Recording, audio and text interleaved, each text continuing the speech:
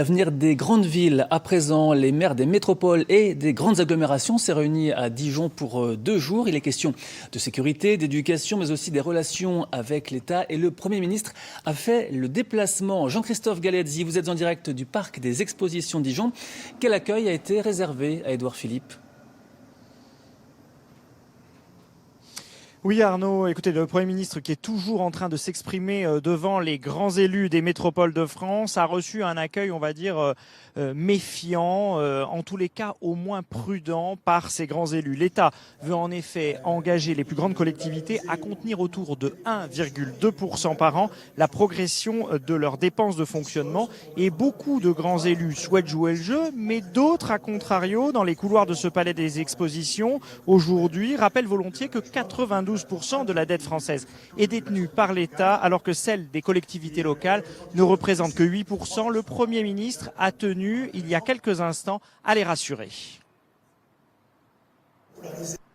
Nous sommes prêts à travailler avec vous pour dégager des marges supplémentaires et vous aider à recouvrer des capacités d'autofinancement. Ces marges, elles existent dans la fonction publique territoriale, dans la mutualisation. J'ai la conviction qu'avec un peu plus de souplesse, un peu plus de coordination peut-être, on pourra obtenir des résultats tangibles. Je signerai donc les premiers contrats dans les prochains jours avec des présidents de départements, de métropoles, avec des maires, peut-être aussi avec des volontaires, car figurez-vous qu'il y en a.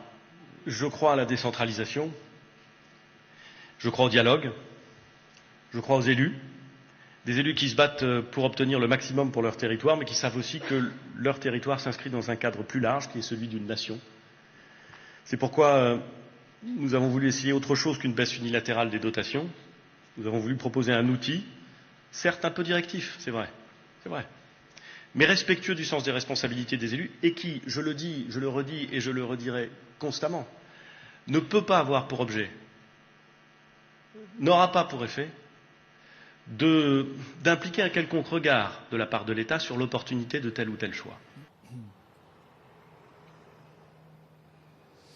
Et puis Édouard Philippe le sait, Emmanuel Macron est souvent considéré par ses opposants comme le président des métropoles par opposition aux villes moyennes et aux zones rurales. Il devra donc insister aussi sur la nécessaire solidarité entre les territoires qui inquiètent bon nombre d'élus ruraux. C'est d'ailleurs l'un des thèmes de ces journées France urbaine qui se déroulent ici à Dijon jusqu'à demain.